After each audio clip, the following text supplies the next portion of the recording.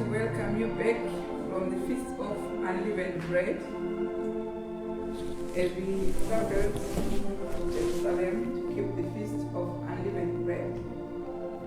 Welcome back on board as we continue with present truth. Our topic today is going to be on the 5 prophets of Matthew chapter 20 and their messages. So we have to read Matthew chapter 20, verse 1 and up to the 11th call. Let's just have that verse from the first verse to the verse of the 5th call, which is the 11th hour. Shall we read? Yeah? Matthew 20. Matthew 20, verse 1, yeah?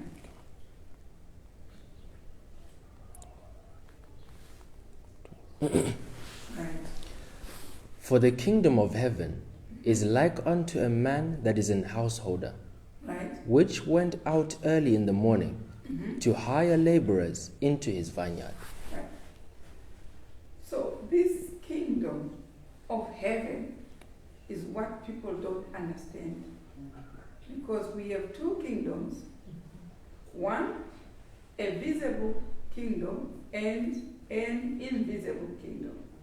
When Christ was preaching the kingdom of heaven is at hand, he was talking about the invisible kingdom. Nobody can see and point to it. Yeah. But here, Matthew 20 is talking about a visible kingdom, which is the same kingdom which we see and which we don't see at the present moment. The one that we see is going to be established. Still, we have to see it. But the invisible one is what Christ preached, that when you become a Christian, you have joined that invisible kingdom. So, Matthew is talking about this kingdom has got 5 messages. So that's what he has said.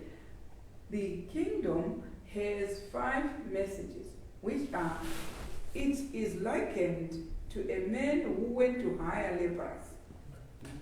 So the kingdom or the messages need laborers hired. Do you understand this? So that's what Matthew is talking about. A kingdom where laborers were hired. But look at how they were hired. Let's read from that verse. Verse 2.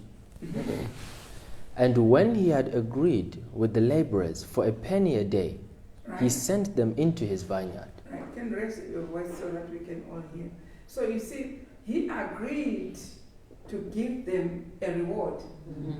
What do you think the reward is? The kingdom. You're going to enter into the kingdom. That's the reward.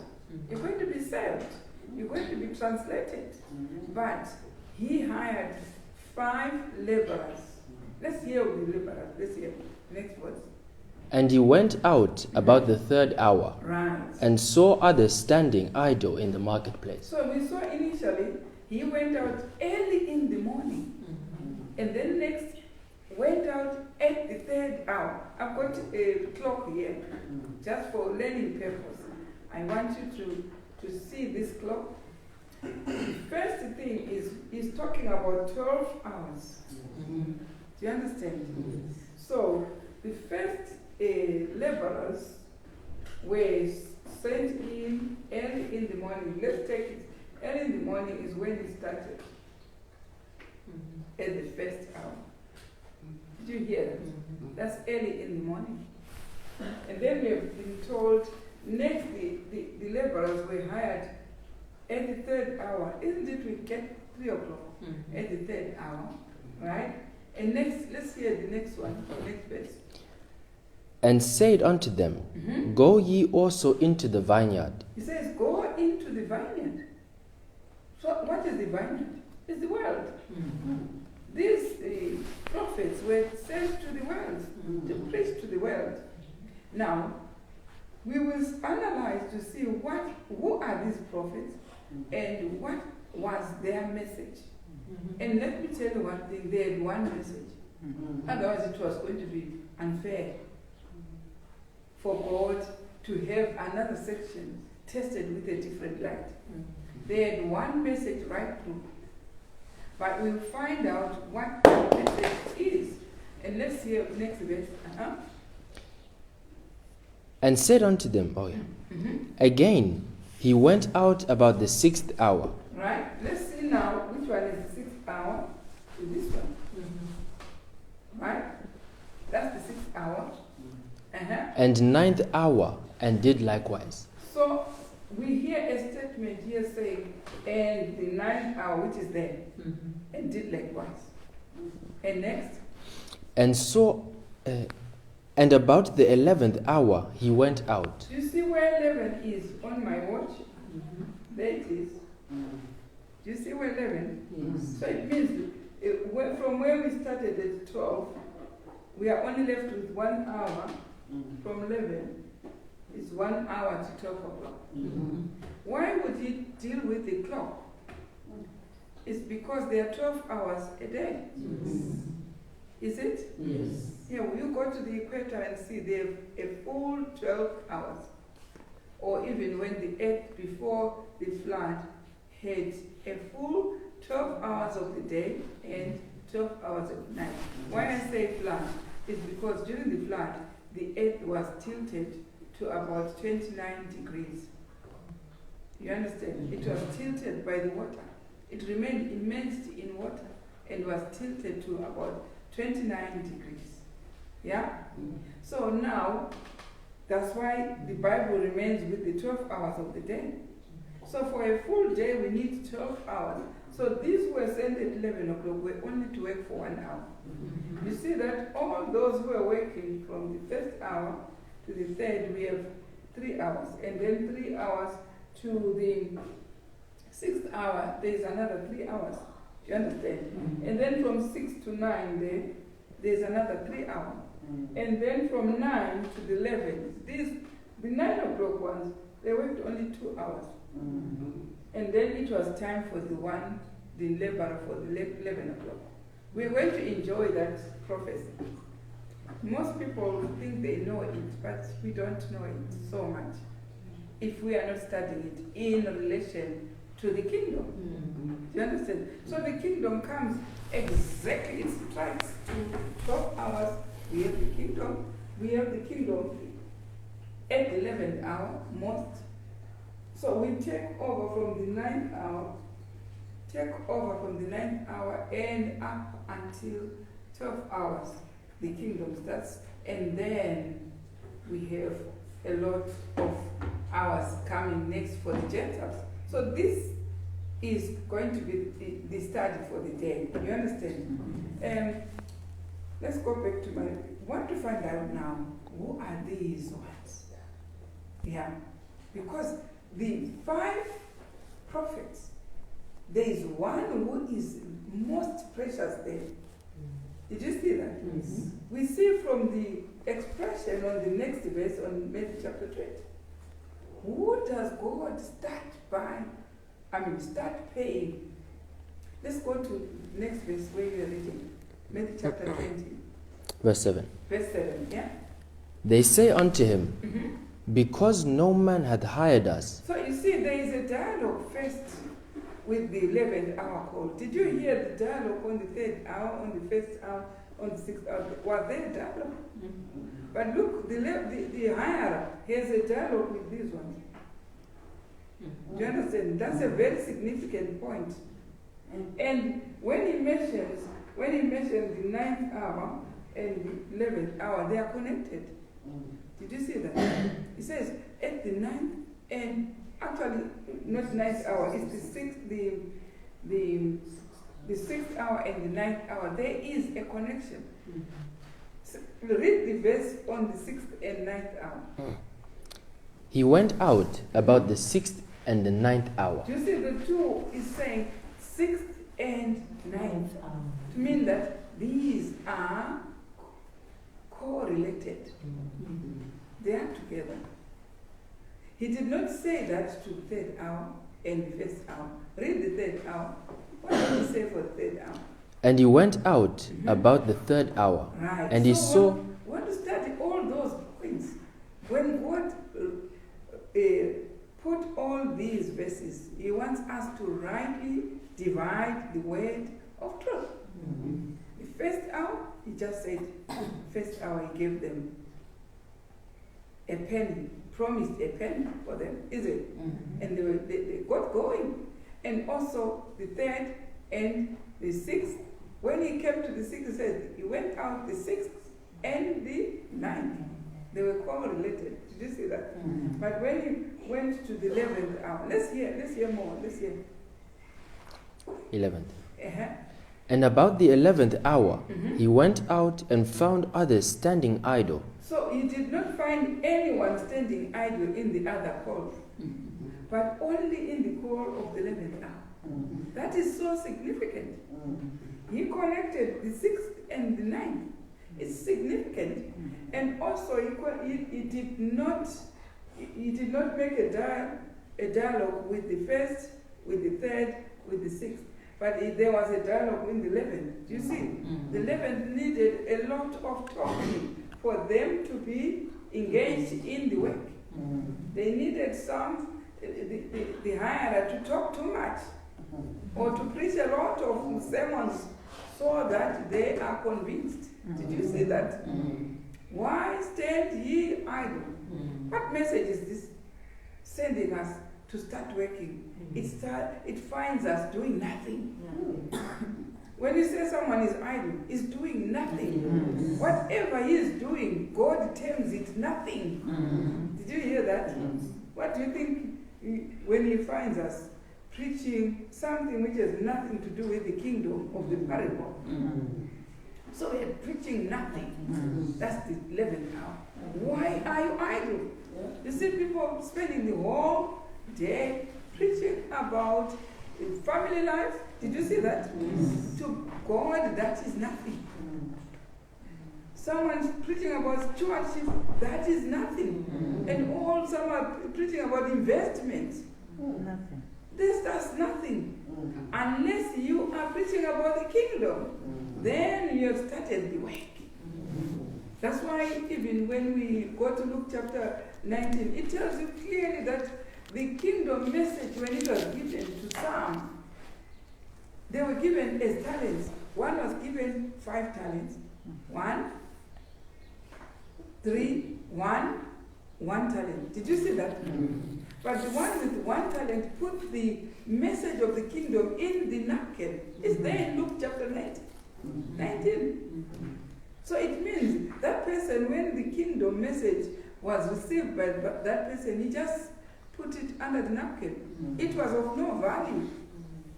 That's why when Christ came and said, give me your talent, let's see what you have done with it. He had to say, I did not want to work for you. I saw that you are an austere leader who want to reap where you do not sow. Do you understand? That's the person who is busy preaching nothing. When you are preaching anything beside the kingdom, you are preaching nothing. You may sweat, you may have a congregation, a big one, but you are preaching nothing. Why stand ye idle? That was the question. Listen, when he starts payment, let's hear further to that. And when they came that were hired about the 11th hour, they received every man a penny. Right? But when the first came, they supposed that they should have received more, and So they those who likewise. started wanted to say, we started. We've been working since the first hour. We did start. We should have more. But listen to that. And they likewise received every man a penny. Right? And when they had received it, they murmured against the good man of the house, Right? What did they say? saying, These last have wrought but 1 hour, and thou hast made them equal unto us. They murmured to who? To the ones that were called at 11th hour. And they said they just worked 1 hour. Why should we be the same? Same as those who only worked 1 hour. Why are we the same? So, you want to hear that expression again. saying, These last have wrought but 1 hour, Right? and thou hast made them equal unto us. So these ones who preached from the 11th hour, they only preached 1 hour.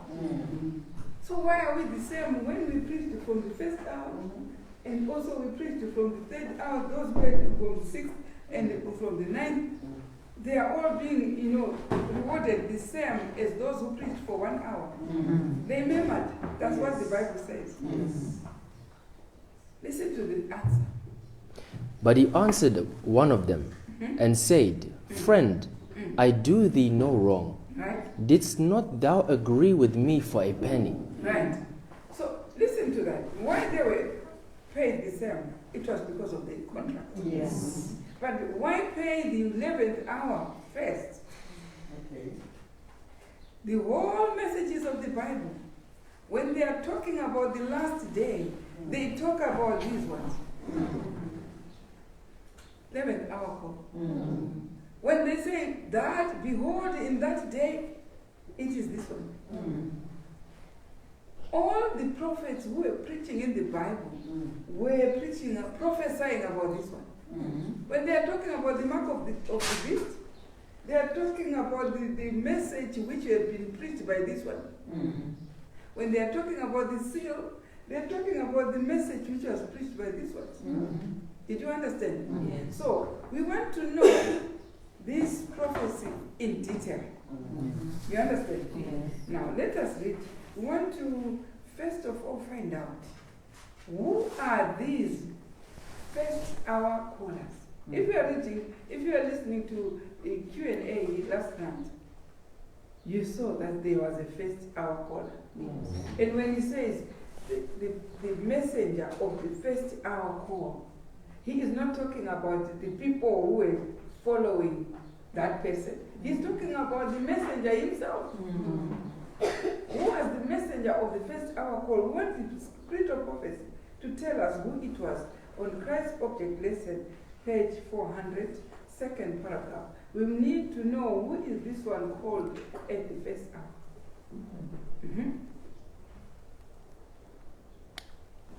Second paragraph. The Jews had been first called into the Lord's vineyard. Do you see these ones who were called first? Why would you start by the Jews? Because before Moses was called, there was a message. There were people. There were saints as well. Is it? So, before Moses was called, we saw Abraham, we saw Noah, we saw Adam. But they are not in this our call. Why? Because the Bible by then had not been written. When was the Bible written? By Moses. When he took the Israelites out of Egypt, that's when he started receiving messages of why he had taken these out. Why did he take the Israelites out of Egypt? He took them and gave them a message. Yes. What message was it? That God gave Moses to the Israelites through Moses, the first hour call. Go to Nehemiah chapter 9, verse 13. You find this message is there. Read on. 9 verse 13. 9 verse 13. Thou camest down also upon Mount Sinai, Do you see that? Yes. and spakest with them from heaven, Right? and gavest them right judgments and true laws, Right? good statutes and Right. commandments. So what was given to the first hour call messenger? 4 laws. Which are the laws? Statutes? What are the statutes? I saw somebody who was down. When I said statute, he says, yes, we have the statutes. I said, which ones? He said, the 10 commandments. No, the Bible clearly says the statutes are not commandments. Commandments are separate. Yeah. When it says statutes, and what? And judgments, Judgments. true laws, True laws. and commandments. And commandments. So you should know there are 4 things that Moses got on Mount Sinai or Mount Horeb. So because the world has gone on taking over from the 6th-hour call, yeah, or the 3rd-hour call. That's the last one to hear where we heard about these follows. What happened after the 3rd-hour call? The church was invaded by paganism, so that there were pagan feasts. Yes. So those callers, those servants who were used by Christ to take off the church from paganism, from the dark ages, are not called in these line of messengers, of 5 messengers. They are reformers. They are not messengers. They are not messengers like these ones who have been called in Matthew 20. But because they are just being used to reform the church, to take the church which was in dark ages back to the road. Martin Luther, John Knox, Charles and John, and also Campbell. And then next we see the next caller being William Miller and also Sister White. But these are only on 6th and 9th. Right? So they haven't gone up to the 11th hour. And other people are ready to hop in the ferry gate without the 11th hour call. Because we should see a messenger like it was in Moses' time. There was a messenger who God used to remove Israel out of Egypt. Do you understand? So we should know that these messengers, you understand, the messengers are prophets which God used from the time the Israelites went out of Egypt. We see a prophet. So if you use the first prophet from the first call, what does he use from the 3rd hour?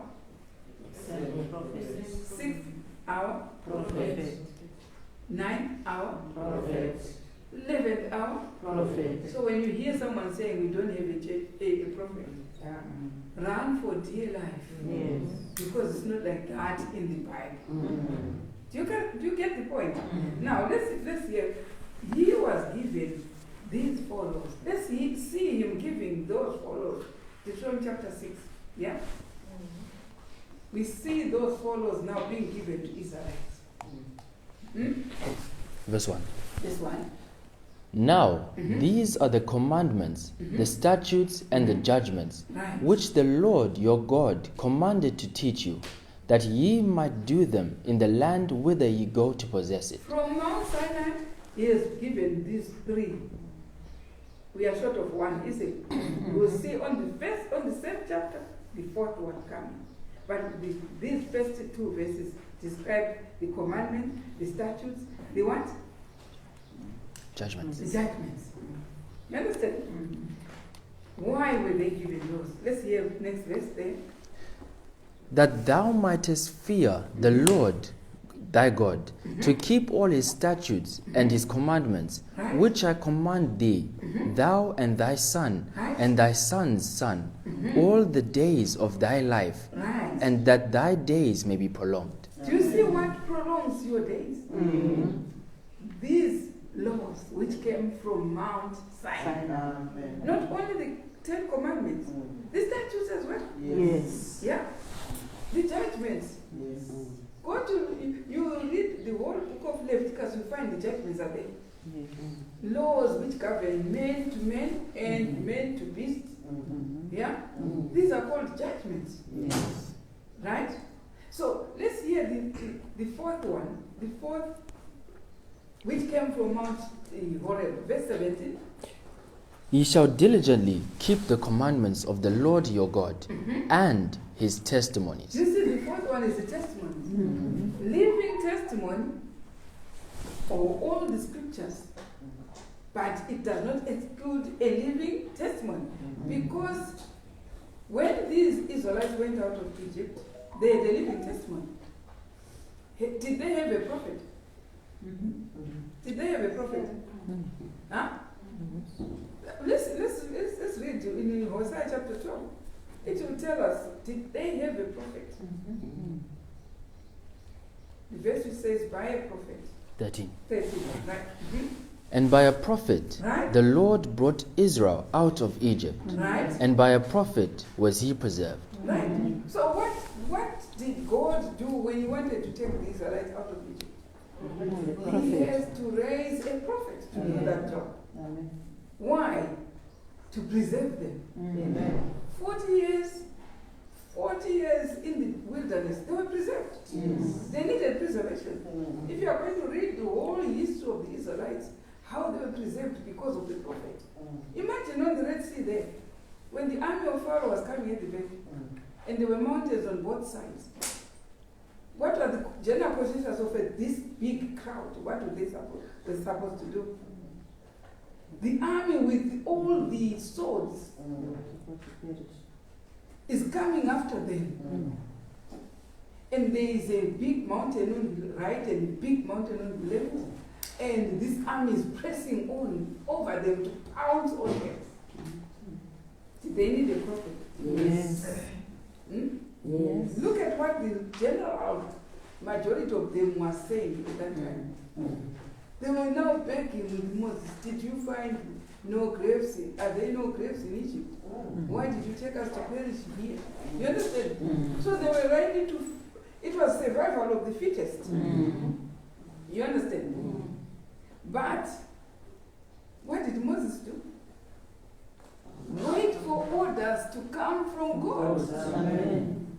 And when the orders came, they were the miracle of the miracles. Amen. They walked on dry land, quietly, preserved Amen. by a prophet. Amen.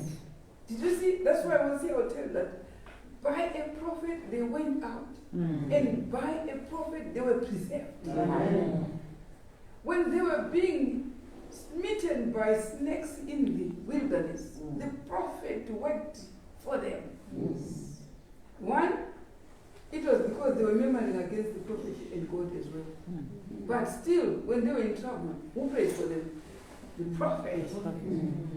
He was told to make a brazen snake. And everyone who beheld that snake would live. Is it not the prophet who did that? Yes. So, do we need a prophet in the 11th hour call? Yes. Now, we said the message of Moses was the statutes, judgments, commandments, and testimonies. 4. These 4 messages do not need any lamb to be killed. They are messages, they are commandments, they are statutes, they are testimonies which had nothing to do with the killing of the lamb. When the killing of the lamb was introduced, it was when Adam and Eve sinned. So while they were keeping these festivals, which are the statutes, then the lamb were there to give the blood of atonement. So they needed the blood of the animals in the keeping of these statutes. Did you see that? Yes. But those who lived before sin entered, they only kept the statutes without the blood. That's what was happening in heaven. So the laws, these 4 laws are heavenly. They come from heaven. They are kept in heaven. Only after sin, they have to keep them together with the blood of the bulls in the Old Testament. And we still in the New Testament, still keeping the same laws from heaven, should keep them with the blood of Christ. Amen. Did you hear that? Yes. But what was original was these 4 laws. That's why God gave Moses to create a peculiar people coming out of Egypt with the 4 laws. Not with 10 commandments only, but with the 4 laws. Amen. And when he added to them, he added the animal blood or the killing of lambs, it was because of sin. That's why we have Galatians chapter 3 telling us, why serveth ye the law? Why do you need the law? Which law is he talking about? And I've seen so many people don't know how to read that verse. They take the law, the Ten Commandments and the statutes and take them away because of that verse. But they should understand which law Galatians is talking about. Chapter 3, verse 16, I think verse 16, if someone gets it quicker.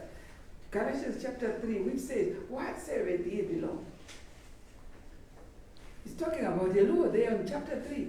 And people take that chapter to nullify the Ten Commandments, to nullify the statutes. But we need to know which law Galatians is talking about, which was nailed to the cross. What saveth you? Did you see the verse? Wherefore then serveth the law. What saveth? Read it properly. Wherefore then serveth the law. It was added because of transgressions. You see the law which was added because of transgression. That's the law of the animal sacrifice. But the Ten Commandments was not added. The statutes was not added. The testament was not added.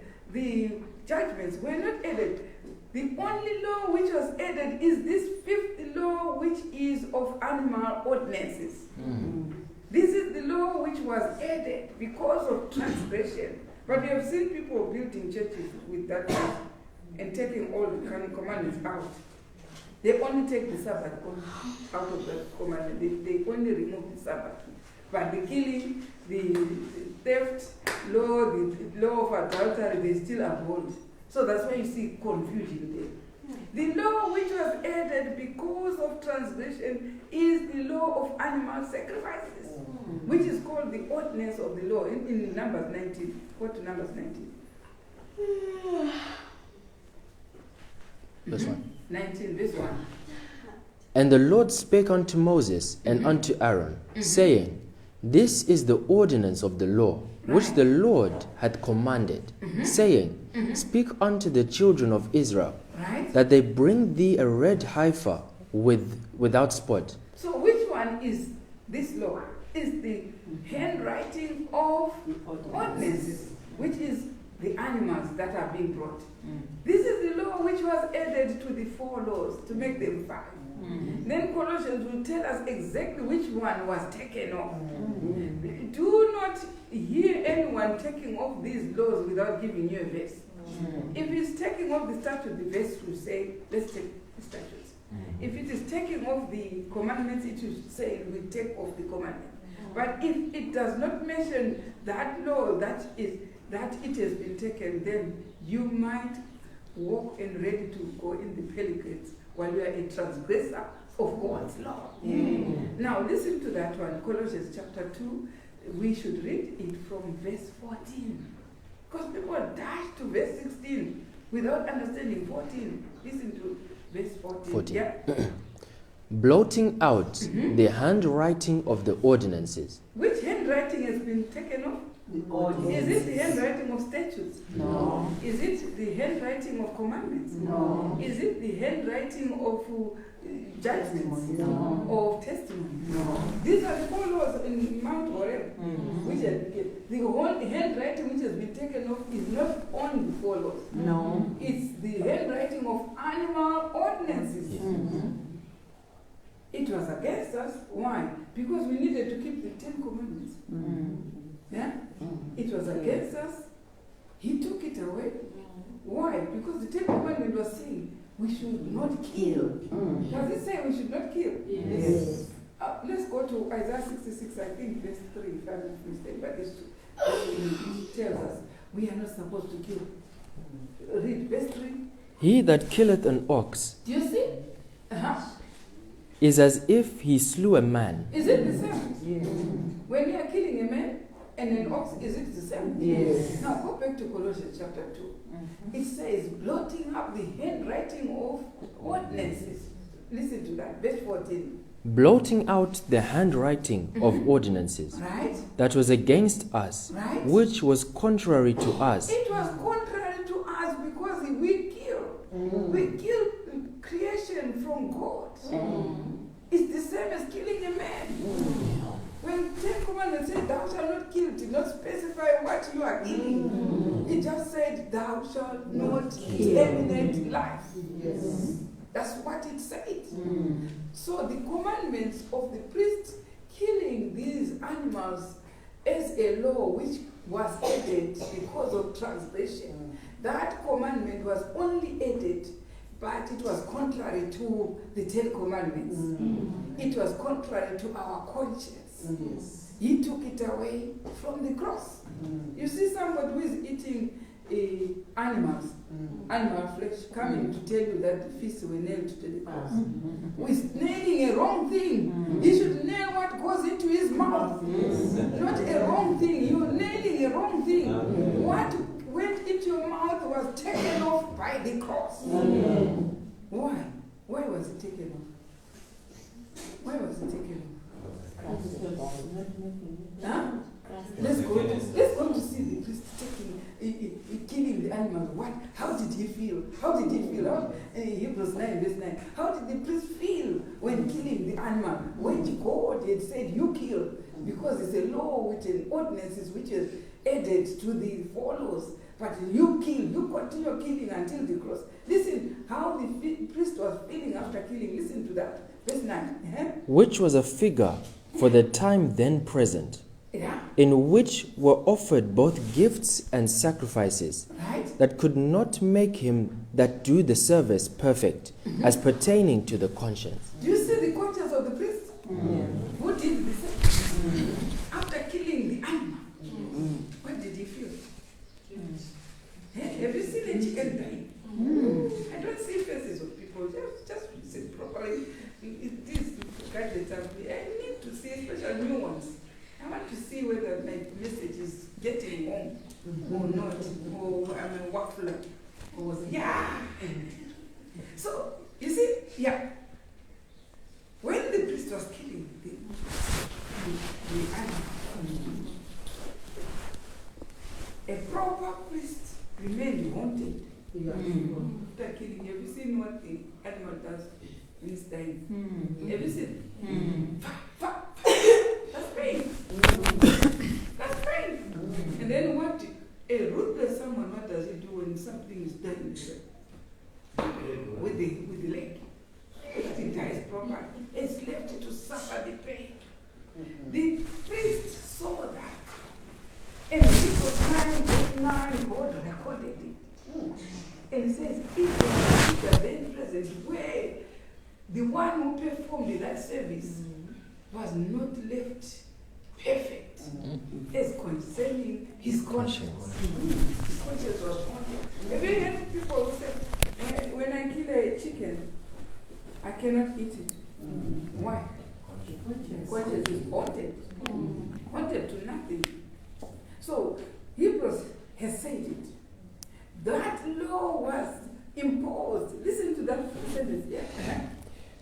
Which was a figure for the time then present, in which were offered both gifts and sacrifices, that could not make him that do the service perfect, that did the service perfect, as pertaining to the conscience. So the conscience was haunted.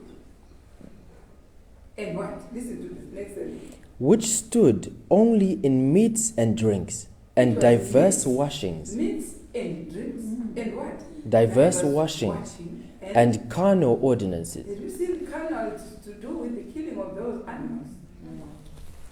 Listen to that.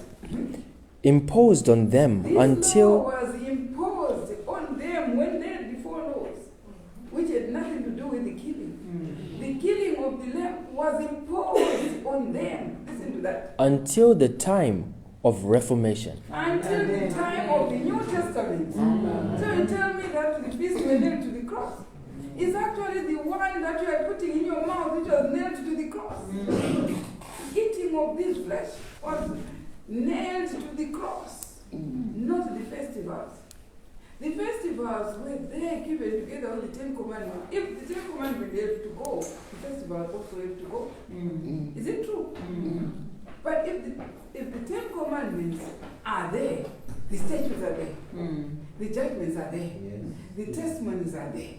You cannot remove one law when they were given, when they were 4. We saw them being given whatever. They were 4. So why are you taking one and leaving the other? If you take the statutes out, you might as well take also the commandments. Because they were all given in bunch. Yes. Not even regarding that the 10 Commandments were written in the table of stone, yeah? But they cannot be there without the statutes. Yes. That's why we see in 11:06 somewhere there in Bible commentary, it says, these precepts were given to guard the 10 Commandments. So if you take these precepts, you're taking even the 10 Commandments off. That's why it is impossible to keep that Sabbath without the festival. Did you see that? Because it clearly says, these were given to guard, to prevent you from backsliding. Am I just reading for myself? Let's hear. Precepts were given for what? These precepts, why were they given? In consequence of continual transgression. Did you see that? Because they continued to transgress, that's why God gave them the 10 Commandments, including the festivals. So how do you keep them now? You know for sure you are not. You know we are not. You are not. Go and see how the Sabbath is kept. Go. The Sabbath. Watching films Friday night. Yeah? Finishing your job Friday night. Cooking Friday night. Finishing your Sabbath at 12. And afternoon is nothing, is not a Sabbath to you. If that, what I have said, is not in your life, then happy are you. But you need the precepts, the statutes, which were given to guard the 10 Commandments, so that there is no continual backsliding. This is what we have read. Read on, let's hear.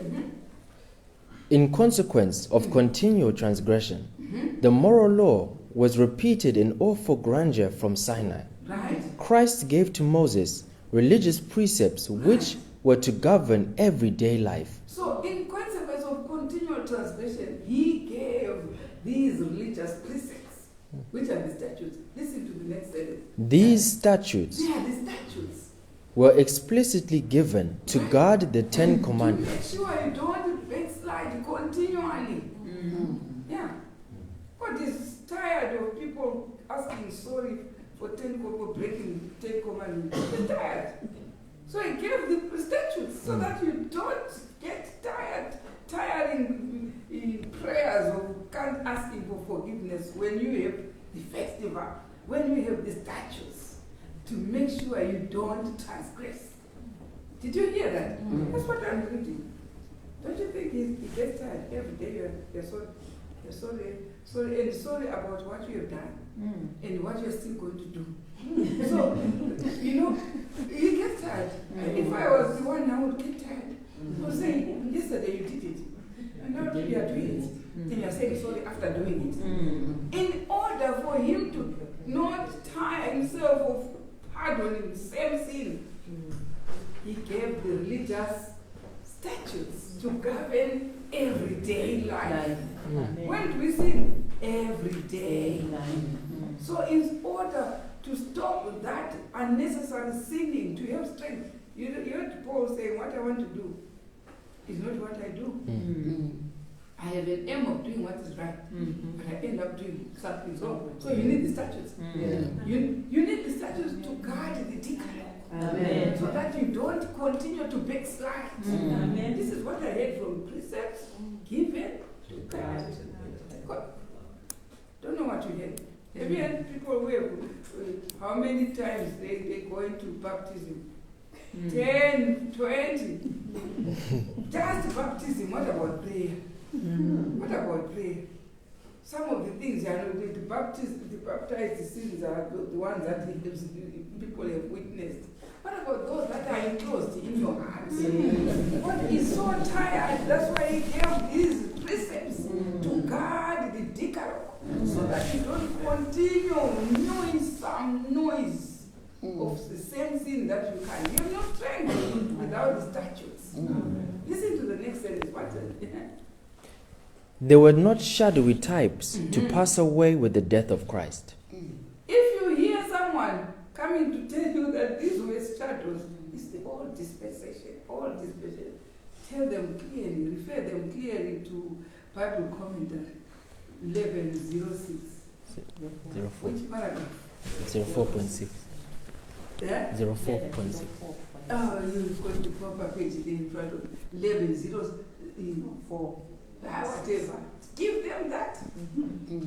And tell them these were not shadowy types to pass away with the cross. When they were given in Nehemiah chapter 9, verse 13, they were given 4 laws which did not even talk about the killing of the lambs. Nothing.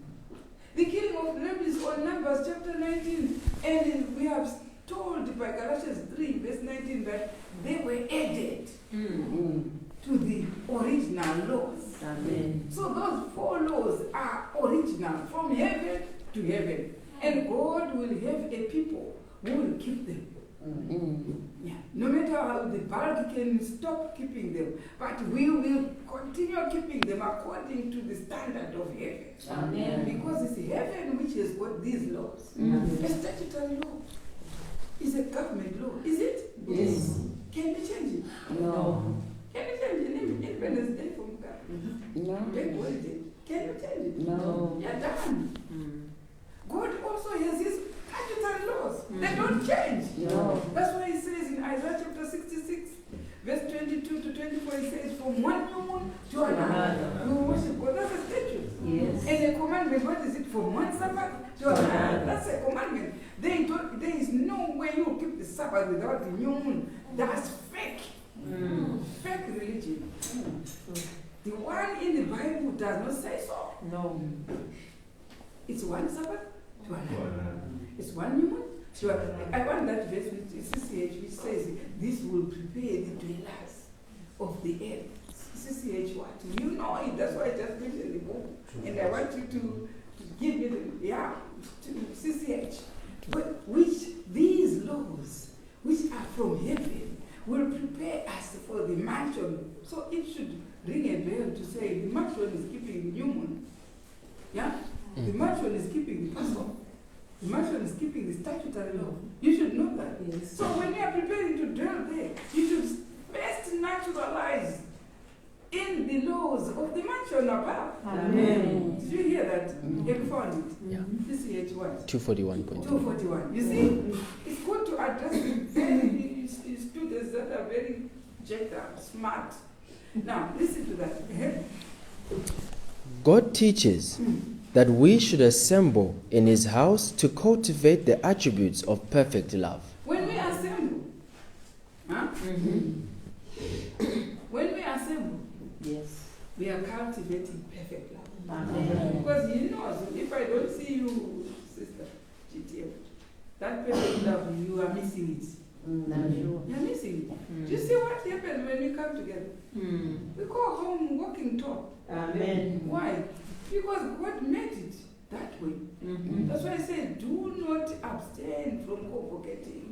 You get called. Yeah? Some people say, I know I worship in BSM TV. If you find someone who is like faith, convocate together. Amen. You see, that convocation will make you attribute perfect love. Amen. Talking about these precious truths. Yeah? Worshipping alone, in your own home. And then after, it was a blessing during lockdown. And after lockdown, it's not a blessing. So don't trifle with it. I've seen some people say, today I'm not coming, I'll just meet you in PSM TV. It's no longer a blessing. Do you know the message of the keeping of the camp meeting in the proper date? Before it came, you wouldn't stay home and be blessed No. in a wrong date. You understand? Yes. Now that the right dates have been announced, it's no longer a blessing to do the wrong dates. Yes. Do you understand? Amen. Only don't trifle with the grace. God's grace, don't trifle. We are saved by grace only when you don't know.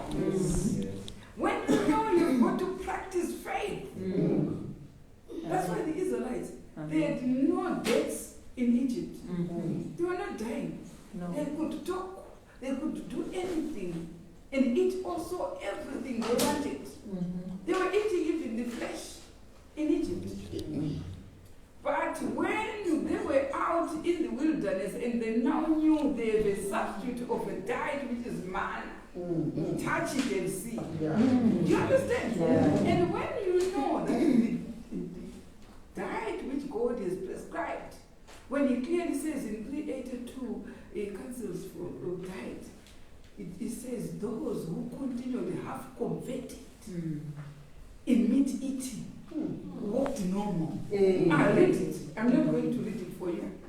It says they walked normal with God's people. So it should tell you what were God's people doing. They were vegetarians. Is it true? Let's hear from the scripture. What does it say? I'm just reiterating 382. 382 comes out diet CD. So you see, when this grace, you say, no, me, I'm just going, the grace of God will help you. It only helps you when you are ignorant. When God knows you have never had this. Once you have had, skumba touch. Yeah, they say so in my language. Skumba touch. You know, how would you react when your child who knows is scolding you, who is in the adulthood and tells you off? Would you react the same as the toddler who is crawling? We say, you get out. A toddler, you start laughing. Oh, he knows how to speak, isn't he? But if somebody who has a thick voice says, get off to you, you react differently. That's how God said. When we were keeping these long days of camp meeting, wrong time of Lord's Supper, and telling people that supper is at 11. We were toddlers. God was saying they are toddlers, I cannot see. At least they are trying. Nobody has preached the message to them. But try it now when you know. And then go and say, they were taking Lord's Supper at 11, and then you partake of it. And partake and see what happens to you. And see what happens to you. You see, some of these practices, they are provocative to God. That they deserve us to be struck straight away by God. But God has got that grace because we don't know. But yes, the moment we know and we continue deliberately now doing it, that's why he would send the Ezekiel 9 angels. Wipe everyone without a single. Why? Because they know. Do you know when they were coming out of Egypt, the message was put these 3 stripes of blood on the door. Huh? Yes. Some of the Israelites didn't. Scripture says so. The scripture says some did not do that. Do you understand? Yes. Do you think God spared their firstborns? No. So you have got to act your faith. Amen. No gracing the faith. The faith cannot be graced. Don't grace every time. When he said do not steal, you should actually not steal. Don't say, by grace of God, let me steal, the grace will work. It won't work because you know. Now we are talking about, you were talking about that 382. It says, I think it's past that place. It's past. Let's read it for the benefit of those who are waiting for it. Perfecting holiness. Great. That's why the topic says perfecting holiness by not eating flesh. Some people think because they are vegetarian they are now holy. Yes. This is for perfecting holiness. Yes. The topic says perfecting holiness. Why do you actually, describe exactly what happens? You say, you think you are holy because of what you eat? Yes, it says so. Perfecting holiness. Listen to how you perfect holiness. Listen to that. Greater reforms should be seen among the people who claim to be looking for the soon appearing of Christ. Right? Health reform is to do among our people a work which it has not yet done. There are those who ought to be awake to the danger of meat eating, who are still eating the flesh of animals, thus endangering physical, mental, and spiritual health. You see what you lose by that diet? Mental, Physical physical, and spiritual. spiritual, all is gone. Listen to that. Many who are now only half converted on the question of meat eating. These are proper vegetarians who tell you that they are vegetarians. And when they go to pleasant parties with friends, it's only for today. They have converted. Because once you are fully converted to that, even those parties, you dread them. Why? Because they will introduce something that you have vowed in your heart, I'm not going to take. See why some people like weddings? Do you see why weddings are liked? The very first thing, not with discussing with anybody, but with Sabbath keepers. When our children are wedding, the very first argument is the people, there is a clan who says it can't be a wedding without the killing of an animal. Yes. What are we going to eat? That's the very first argument. To Sabbath keepers, not others, leave others alone. They are still under grace, they don't know. But we know we have got this book in our ministries. The Sabbath keepers will give you a headache.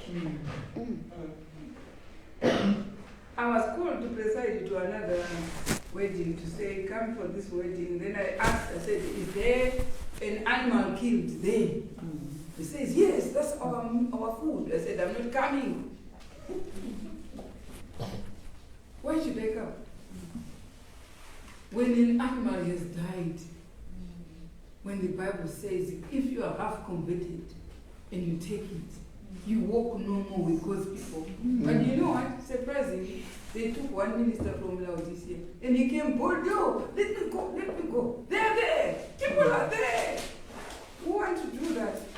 They don't care about the diet. They don't care. Usually I just say, I'm not going to be there at the wedding unless it's 100% no meat. I do not want to conduct a wedding where God has been offended. And they will tell you, we can't have it. If there is no meat, I'm not coming. There is nothing. It's not the white dress or the suit that the maid and the bridegroom are putting on, or the bride and the bridegroom. It's not what they are interested in. Do you know what are they interested in? Food. In that animal. Listen. And even it happens in other funerals as well. They say the animal should die. Because it's a big person now, it's a big person who died. They killed the animal. And they will say, oh no, just sing in there, my God to thee, and we pray, but the animal should be there, dead. So, listen to that. Many who were half converted, and there are some who are half converted who say they are vegetarians, but when you ask a proper question and say, do you eat fish? They say, yes, I eat. They have found a fish with the flowers, or with the roots, or with the leaves. I don't know whether it's a vegetable. To them, they imagine a fish with leaves. I don't know what they mean by being a vegetarian eating white meat. I don't know what they mean. They left a provision of fish. And we don't eat fish all the time. You know that white meat, what provision is that for? For the chicken. It can't be. Without the chicken, it can't be Sabbath. It can't be Sabbath. And they think that chicken, when it says, it's the flowers blooming. It's a vegetarian. It's a vegetable. They think it's a vegetable. They teach others that what you are eating, that drumstick, is vegetable. White meat, we are vegetarians. Do you eat white meat? They say yes. But they know that white meat is called meat. And some say they eat locusts. Say, the locusts, eat it, mash. I eat locusts because they have no blood. Listen, you go and find the locusts having poo. Did you see that? That's it. But the first thing when you eat that locust, you remove the tummy is called poo. And you tell me that because I eat it, no blood. It's not. It's a vegetable.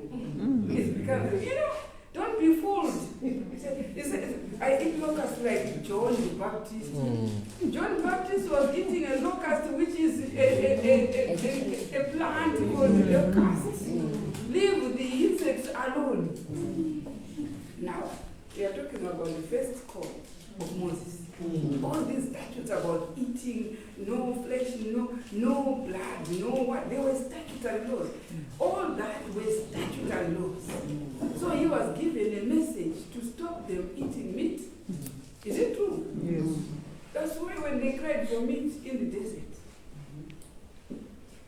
God did not say to them, go and take your animals and kill them. No. He said, I will give them quails. Yeah. And then these quails, once you get the quails, once they get the quails, as long as they are in their mouth, these people, they will eat until these quails come from their nostrils. What was that? What language was that? Was God giving them? No. What was it? Just touch it and it will come out of your nostril. A quail coming out of a small tiny hole like a nostril. No one thought about that. You understand? It was the death that he promised them. You understand? It was the death he promised them. So this message was given to Moses for and the one with the blood because they sinned. So you see, the blood goes right through until our time. Now our time is not the animal. We were told by Colossians 2 verse 14 that the blood was stopped, the blood of the animal was stopped by the death of Christ. Because the animal was pointing to Christ. Let's go to Colossians chapter 2. These ordinances, the animals were pointing to Christ. These are the ones that were nailed to the cross. Listen to that. Verse 14. Go to now verse 16 and see what was left. Let no man therefore judge you in meat or in drink. So what is this meat? Did you see that in Exodus chapter 39? The priest was killing the lamb. And next what was he eating? The bread. The flour mingled with oil for the bread. And next what was he drinking? The hin of wine. Did you see? And those two, what were they called? The meat was called a meat offering. And the wine was called a drink offering. So now God is saying through Colossians chapter 2 verse 16, let no one judge you in meat, which is the meat offering, and in drink, which is the drink offering, the wine. Are we taking bread and wine in Lord's Supper? Yes. So we're still having the meat offering and the drink offering. Because the priest was taking this bread after killing the lamb. But now, Paul is explaining that the normal procedure of the sanctuary was to kill the lamb before Christ died. And also to take the bread and the wine. When was it done? On a feast. You understand? On a Sabbath today. They were doing that. On a new, on the Feast of Tabernacles. We saw that in Numbers 29. You read the whole chapter and see when these animals were killed. This is what the priest was doing. So when the priest was killing the lamb, but after that, taking the bread and also the wine. You hear that the diver's washing. He was washing also. So, then after that, Paul is preaching to the Gentiles who should believe that Christ now is the one who died on the cross.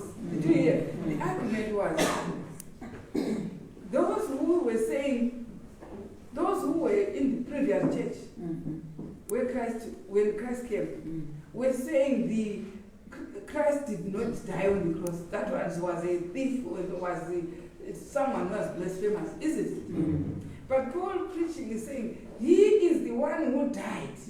So when he died, what also died with him? The animal, the ordinances. So in the service of the priest, if the animal has been stopped, what remains? The bread and the wine. That's why I'm saying no one should judge you about the bread and the wine. And what else? Listen to that. Let no one judge you in bread and wine, and what else? Or in respect of an holy day. Even these animals were being killed in a holy day, on a Passover, in a new moon. No one also should judge you on the holy days. So the Passovers have been left. Did you see that? And what else? What else? Or of the new moon. Even the new moon, we are so in Numbers 29, the animals were killed on new moon. So when the animals have been taken off, what remained? The new moon without the animals. At the third hour and ninth hour, what remained? The bread and the wine. And what else? The new moon has been left without the animal killing. But what is there on new moon? The bread and the wine. And what else? Listen to that. Or of the Sabbath days. Even the 7-day Sabbath today has been left, because go to Numbers 29, you find even several animals were killed on Sabbath. So what is the priest now? What is Paul saying? Remove the animal, the ordinances. They were pointing to Christ. But the rest of the days where these animals were being killed are still binding. Amen. Listen to why they are binding. Why they are binding. Which are a shadow of Because things they are a shadow of things to come. Did you understand Colossians 2 verse? Because Peter will tell you that there are some who are of damnation who will never understand the writing of Paul. This is the writing of Paul, which has misled many. This one. Even the Sabbath keepers, they are blotting the Passover. They are blotting the Day of Atonement, the Feast of Tabernacle, wrong calendar. They are blotting all these days. And yet they are still binding. What was taken off from these days is, what was taken off? The animals, the ordinance, the handwriting of the ordinances was taken off. But what remained? The bread and wine, and what else? The Passover. What else? The Sabbath. What else? The Feast of Tabernacle. What else? The Day of Pentecost. What else? The third hour and ninth hour. The meat and the drink in these third hours. And also the feast days have been left because they are a shadow of things to come. And there's a warning on the next day. What does it say? Let no man beguile you of your reward in a voluntary humility and worshipping of angels. Who is beguiling people? Telling you that the taking away of animals included also taking away of the holidays, the taking away of the bread and wine, the taking away of the Sabbath, taking away of the new moon, taking away of all these days on verse 16. Did he say so? Did he say so? Huh? So we are ready to find out. The first hour call was to introduce all this. And we're seeing that all this which was introduced will now direct us to the next corner, which is the one called what time? Matthew chapter 20? Because the early call was Moses. Then the third hour call is, let's see, who is the third hour call in Matthew chapter 20? Matthew chapter 20. That is the second call. Yeah? Let's start by reading Mark 15 verse 25 to find out who was called at the third hour.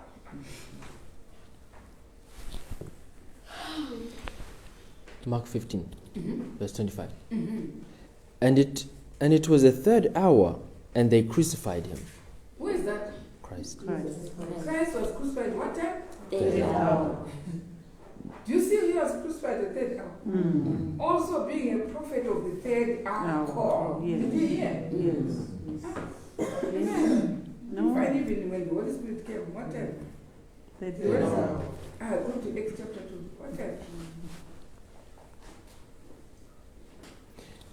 And when the day of Pentecost was fully come, they were all with one accord in one place.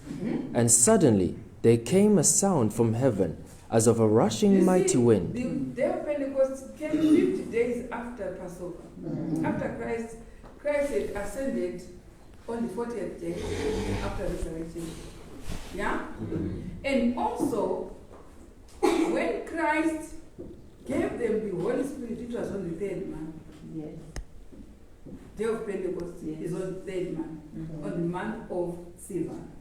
You understand? And also, what time did the Holy Spirit come? On third hour. You get the point? Yes. Now, the disciples following Christ were called at the third hour. Amen. Huh? Amen.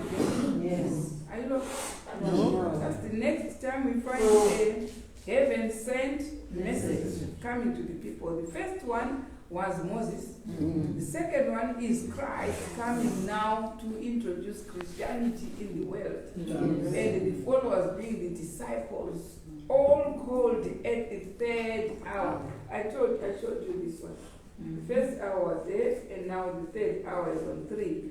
That is the message coming with Christ at the third hour. Amen. You understand? Now, we want to see what was the nature of his message. Both the first hour and the third hour were not reformatory messages. No. What do I mean? They are not all the truths that have been neglected. They are coming fresh. Huh? When Moses was given the 4 laws, they were fresh. They were not laws that the Israelites had forgotten and now they have to reform to make sure that they know. They were being introduced to Moses and Moses to tell the Israelites. So they are not in an old, entirely old, and now someone has to. The one that is old now is in our time. Elijah's message is very hard. You find people who believed something and had made their stakes to say, I won't change.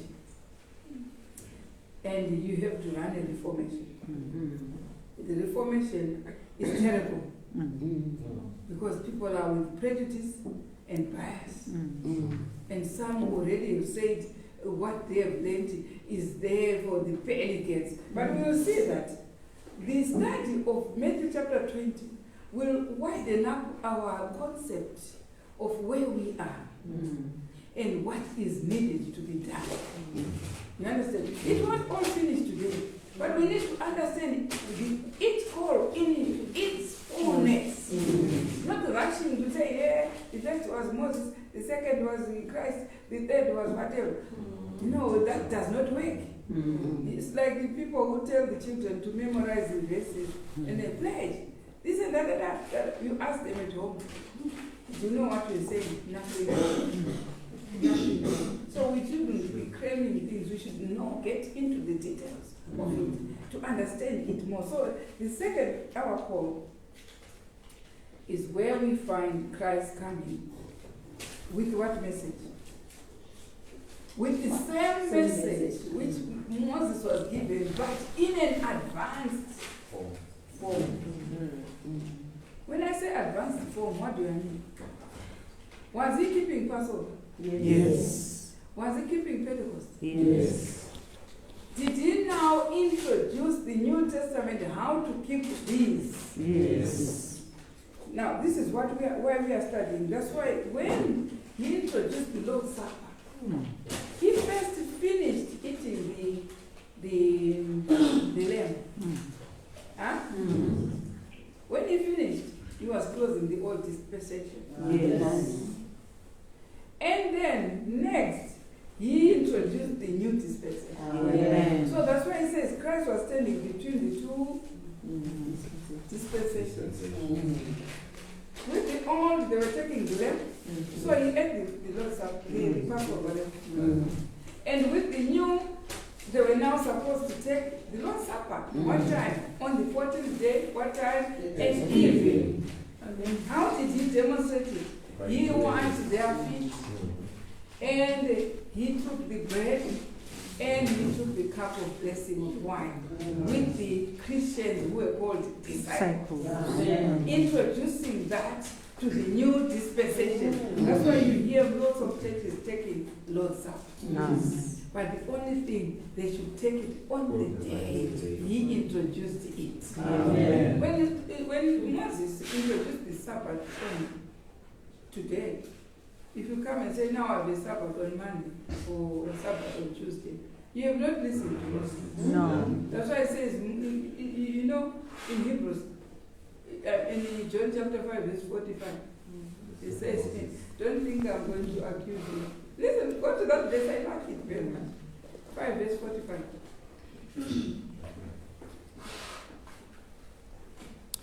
Do not think that I will accuse you to the Father. Right? There is one that accuseth you, even Right. Moses, in whom Why you is trust. that verse in the New Testament? Why is that verse? Listen to that. Do not think I'm going to accuse you to the Father.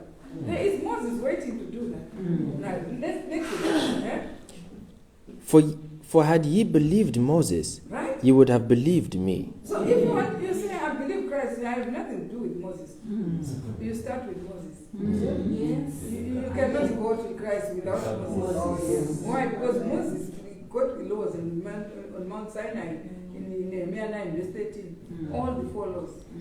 So he's the one waiting to see that all the 4 laws are kept. He wrote the 5 books for us to know how to keep these laws. Now, if you come up with your own time, Moses is there to accuse you. And they say to Moses, I'm keeping those Sabbath. Moses will tell you it was not on that day. Yes. It was not during the day. Oh, yes. No, it was, Moses will tell you clearly. Because Moses conducted the Lord's Supper by killing the lamb on the 14th day at evening in the first Jewish month. This is what he did. And he's there to accuse you. Yes. I said, do not think I'm going to accuse you. Moses is there. He is. Listen, Hebrews. Go to Hebrews 10. Verse 28. Moses, you say, those are Moses' law as if it's something. It's there for you. Yes. To be judged. Now, Hebrews 10, verse 28, what does it say? He that despised Moses' law Right? died without mercy under 2 or 3 witnesses. Why do you die without mercy? Because he did a demonstration in the first call. He did a demonstration so that all the 5 calls will follow suit. Still keeping those 4 laws. Those in the Old Testament with the blood of animals. Those in the New Testament with the blood of Christ. We take it as bread and wine. Do you understand? So he's there for that. He's there for that, really. Amen. Because when he did that tabernacle, he was checking with the copy. So which one is the original? He was in heaven. There's an OG there of what Moses was copying. Yes. Did Moses copy the Lord's Supper there? Yes. Did he copy that the Lord's Supper should be done on the 14th day Yes. of the first Jewish month? Yes. There was a copy there. Yeah? Did he copy the Sabbath? Yes. It is there. Yeah. Yeah? And the yes, that yes is big yes, is it, for the Sabbath keepers? Did he copy the new moon? Yes. That's why Isaiah 66 tells you that from one new moon to another. We will go and see the carcasses of those who Moses is waiting to say you didn't follow. You didn't follow. Yeah, you didn't follow. Yeah. So, do not think I will accuse. Go to John 5, verse 45. I won't accuse you. Christ says, I'm not going to accuse. What just said Moses to say, is he right? Because why? Listen to that. Do not think that I will accuse you to the Father. Right?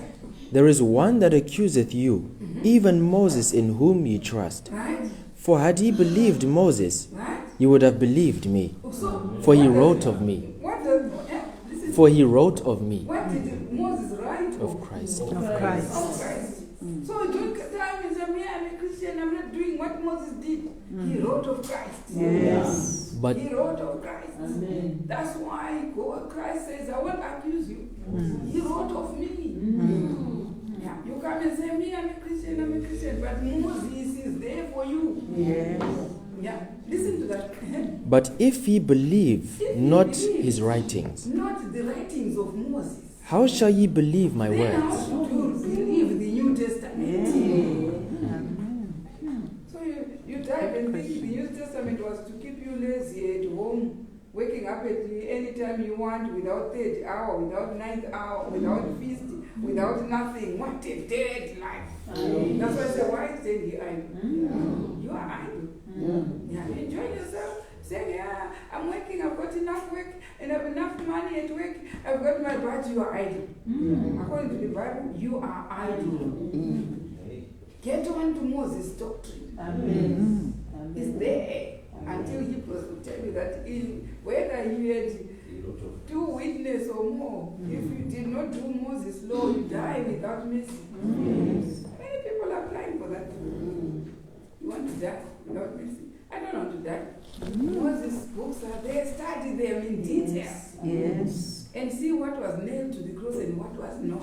Yes. So the first caller and the third our call, which is Christ, still on Moses' law. Yes. He's saying Moses wrote of me.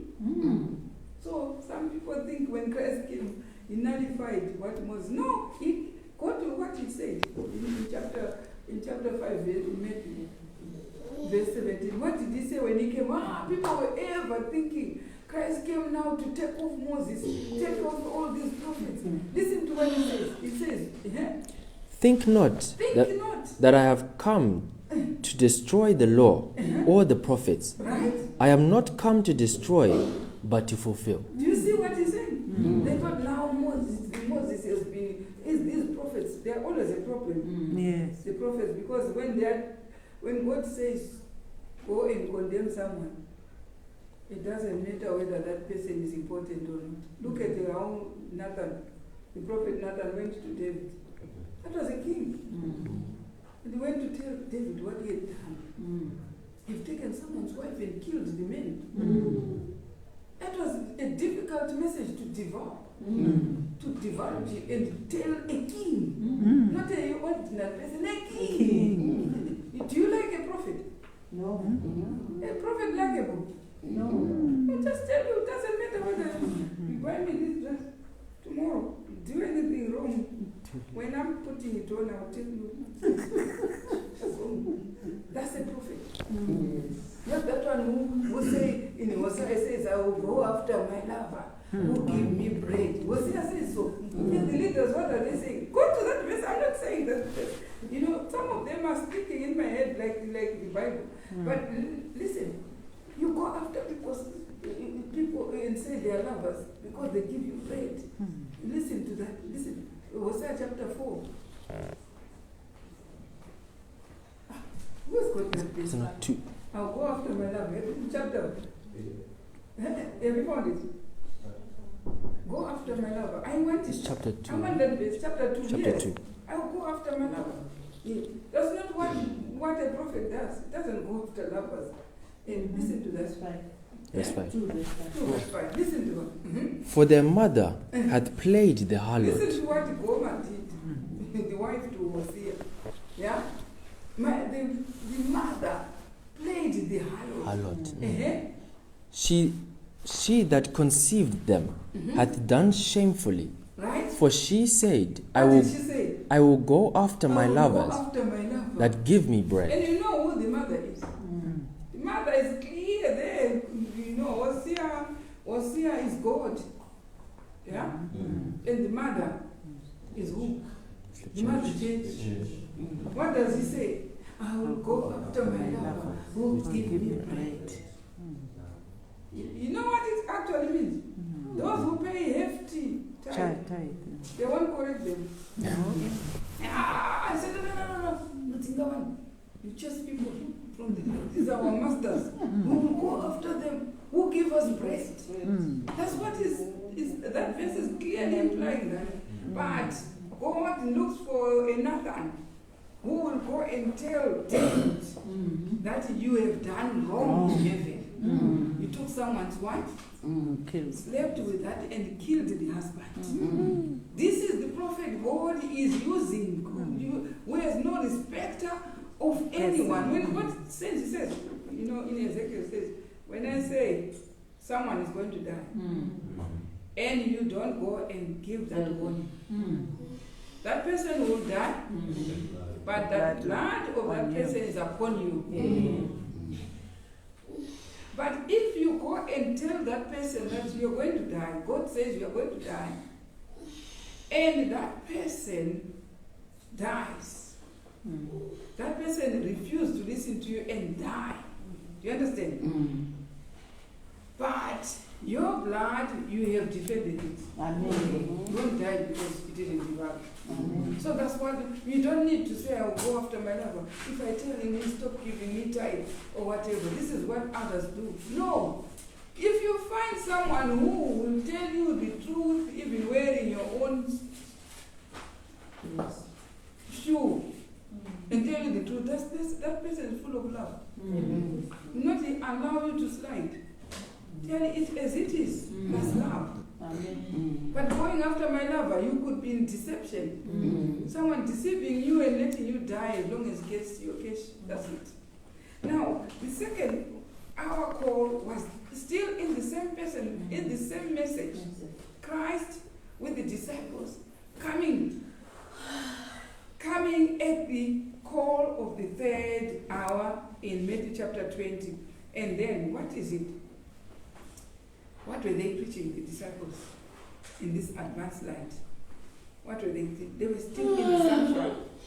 One, they were preaching that Christ was crucified for the remission of sin. Is it? Yes. So that message of crucifixion, is it a 10 commandment? Huh? Is it a 10 commandment? What is it? It's a ceremonial law. That's why I say, when the message of the death of Christ on Calvary is not preached, that's the message which is called the faith of Jesus. When it is not preached, then the third angel's message has not been proclaimed. Sister White says so. The third angel's message has been proclaimed, but the faith of Jesus has not been touched. So it cannot be complete without the death of Christ. So it cannot be complete without the ceremonial system, without the lamb. Do you understand? Now, they were preaching one, that Christ will die for the remission of sin. Next, what is it? That Christ is going to be resurrected. Is it? And also, Christ will ascend to make atonement and reconciliation. Right? And each of these calls, the two ones, were present truth.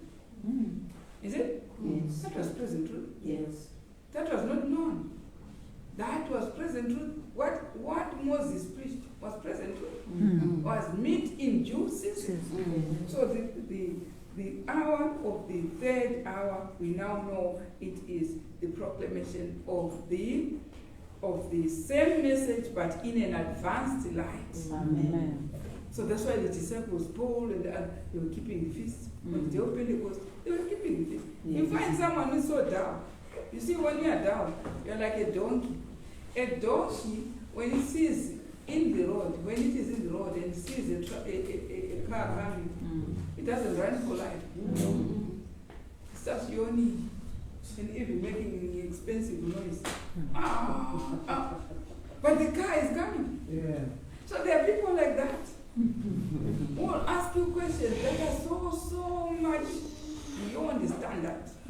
And say, did the disciples keep the feast? And chapter 2 is telling you exactly that it was way after Christ had gone to heaven. And it was a day called the day of Pentecost. And you're asking that question. Sometimes they ask and says, the sister might keep the feast. Then the third angel's message. What is the warning? Revelation 14 verse 9. If any man worship the beast, what is it that the beast did? Change Change the times and festival laws. and change the Ten Commandments. So if you have that warning, and she started a following of people who were up to keeping the Ten Commandments and also have the faith of Jesus of the festivals, then you find the festivals are not there. And people are now ready to be in the pearly gates. Clearly Christ has warned us with the Ten Commandments, with the 10 virgins. And the 10 virgins, Christ of the lesson tells you that the 10 virgins are church. Why? Some here are foolish and some are wise. So you clearly know why those who are foolish are foolish. Why those who are wise. Yes. Why are they wise? They took the faith of Jesus together with the Ten Commandments. Amen. They took the festivals together with the Ten Commandments. Amen. But those who only took 10 Commandments without the festivals, that's where it says all of them 10. They took, listen to the 10 virgins. All of them, they took oil and the lamps. But the problem was on adding, when the time for adding came, they were supposed now to top up. So they were supposed to take lamps with oil and also an extra bushel of oil so that they will add it. What is it that they are adding? The faith of Jesus to make the third endless message complete. So when he says some were foolish, they only took the lamps. They did not take the additional oil. Someone said, I would rather remain without the additional oil. Have you heard people telling you that what I have learned in the judgment for the dead is enough? It is not your measurement. Do you understand? In the Great Controversy, page 483, when Christ entered the Holy of Holies, right? What is it that he entered to do? 483. There are 2 sessions that he entered to do of judgment. 2 sessions. Let's get 483. When he entered the Holy of Holies. Great controversy. As the books of record are opened in the judgment, Right? the lives of all who have believed on Jesus Right. come in review before God. Right. So it means the life of all who have believed, from Adam to the end, those who are dead and living, they will all come in front of Christ, isn't it? Now listen to that. Beginning with those who first lived upon the earth, Did you hear? our advocate presents the cases of each successive generation and closes with the living. Did you hear the end? And He began with those who first lived on earth. Adam. From Adam, from the first death, which was Abel. Yeah? That's the first phase of the judgment. So what do you call it? Judgment for the dead. Did you hear? So, from 1844, when he started with the judgment for the dead, who was the prophet? Sister One. What was she a prophet for? For those who are being judged but who are still going to die. Is it true? Those who are alive in 1844 are dead, is it? So she was their preacher. Yeah? So she was the preacher of the judgment for the dead. And she also dies. Do you understand? But the second section, where it says, and ending with the living, who are living right now without Sister White, they also have their own prophet of judgment for the living. Yes. Do you get the point? Yes. So there are 2 sessions of judgment. Judgment for the dead with a prophet. Judgment of the living with a prophet. That's enough knowledge for anyone who is wise. Yeah? Yes. Each one is being judged. So 483, Great Controversy tells us, he started with the judgment for the dead, for those who first lived. And he will end with the judgment for the living. If those who died needed a prophet, what about those living? It was as easy as what you think it was easy for God to tell the Israelites to say, oh, come from Goshen, cross No. the Red Sea and go to Canaan. What was it going to be? Chaos. Chaotic. Even when Moses died, he didn't say that. He's not careless. He's not careless. He needs someone to talk to. Even in any company, if that company wants to approach whether the bank or whatever, do all the employees go to the bank and say, we are from this company, we need money? So you appoint someone to represent. Is it? Yes. God does the same. Someone to represent. If peculiar people who are going to be saved, they definitely need someone to represent. When God, through Amos 3 verse 7, will say, He will approach a prophet. Why? To preserve the people who are supposed to be saved. If the time would permit in the series before we go back for the Feast of Pentecost, I was going to tell you exactly what were the benefits, what are the benefits of people who are being led by prophets. The benefits only. And then you just say, if you're not being led by a prophet, you just say goodbye. We pick you. Just the benefits there. You can't proclaim clearly, boldly, and tell people that we have no prophet now. The Bible is our prophet. A dead paper and ink is your prophet. When God clearly needed a prophet for the Israelites to cross the in the Jordan. You understand? We will meet on this coming series. Today we have covered the first call and the third. And we'll start on the 6th hour, next 9th hour, and 11th hour. We will stay more time on the 11th hour, which is our part. May God bless you. Amen.